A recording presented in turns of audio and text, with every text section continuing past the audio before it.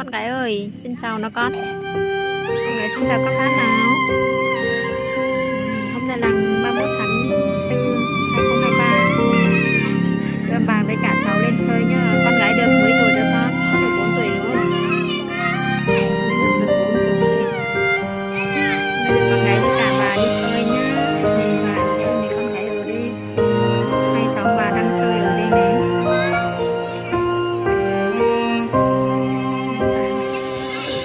Đây là công viên này, quảng trường công viên ở đây.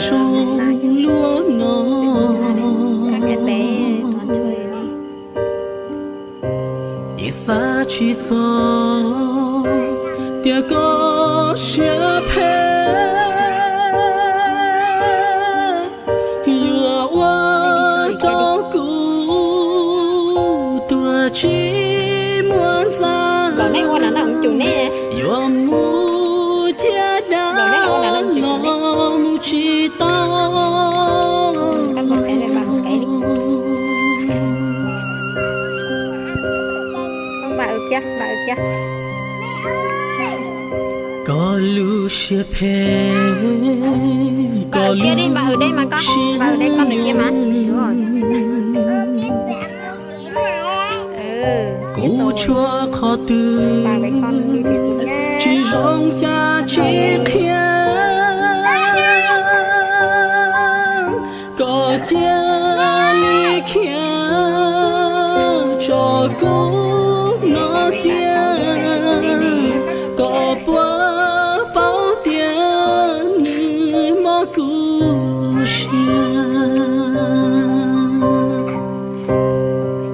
Bé nhiều nhiều chơi ở đây chơi thôi. thọ con hãy lo thao cứu sẽ vì lý cha lo yêu con trai yêu tu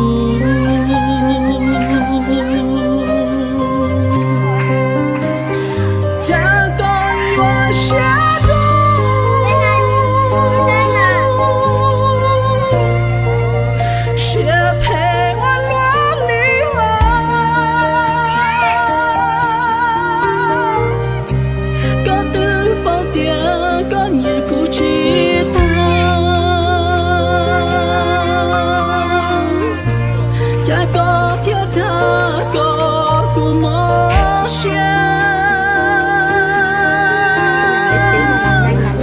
ya tu xe mu cho thọ tư lu xe lu chữ thiên nó cả con Rồi nha.